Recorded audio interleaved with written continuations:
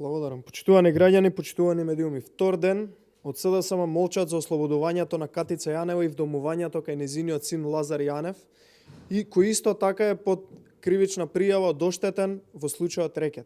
Зоран Заев лично ја извади Катица Јанева од затвор, се со цел да не пропее и да не ја разоткрие целата шема на рекетирање во која директно е вмешан политичкиот врв на СДСМ. Русковско обвинителството и кацарска судството совршено, но провидно го глумат театарот дека наводно се караат за ослободувањето на Катица Јанева, додека пак Заев, СДСМ и владата молчат и гледаат од страна. Сите се свесни дека Зоран Заев е тој што ја ослободува Катица Јанева од притвор, бидејќи самиот си имаше кажано уште на лидерската средба во собрание пред неколку месеци дека ќе ослободи, ќе извади Катица Јанева од притвор.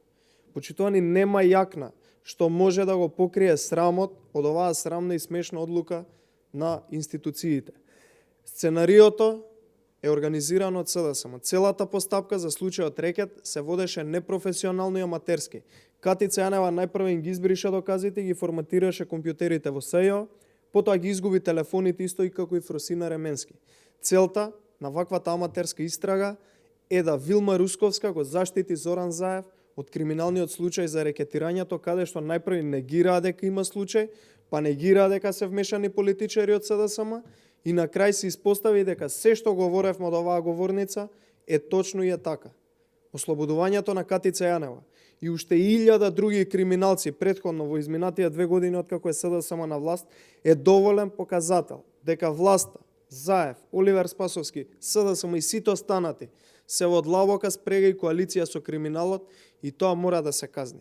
Одговорност за ваквото однесување на обвинителството и судот мора некој да сноси. Потребна е обнова на Македонија и тоа ќе се случи веднаш по 12 април. Благодарам.